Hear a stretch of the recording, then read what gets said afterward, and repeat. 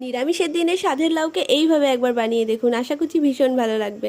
তার জন্য সবার প্রথমে এটিকে চোকলা ছাড়িয়ে কুচি কুচি করে কেটে রেখে দিলাম। তারপর বাড়িতে বানানো বড়িগুলোকে ভেজে তুলে রাখলাম। আর গরম গরম তেলের মধ্যে ছেড়ে দিলাম শুকনো লঙ্কা, কালো জিরে ও রাঁধুনি ফোড়ন। এরপর আদা বাটা দেওয়ার আগে একটু হলুদ দিয়ে দিলাম, যাতে করে আদা দেওয়ার পর তেল না ছিটকে আসে। আদা বাটা দিয়ে দেওয়ার পর দিয়ে দিলাম কাঁচা লঙ্কা। এটিকে সামান্য ভেজে তারপর ঝিরিঝিরি করে কেটে রাখা লাউগুলোকে এর ভিতর দিয়ে দিলাম। এইবার আর কিছুই না, ভালো করে নেড়ে চেড়ে নেব ও লবণ দিয়ে ঢাকা দিয়ে রাখবো। কিছুক্ষণ পর ঢাকনা তুলে দেখবো বেশ জল ছেড়েছে লাউয়ের থেকে। এরপর আমি বড়িগুলো দিয়ে আবার কিছুক্ষণের জন্য ঢেকে দিলাম। এবার ঢাকনা তুলে গ্যাসের ফ্লেম বাড়িয়ে দিয়ে কিছুক্ষণ নেড়ে চেড়ে জল শুকিয়ে নিলাম। আর নামানোর আগে দিয়ে দিলাম বাঁধন দেওয়ার জন্য কিছুটা আটা ও চিনি।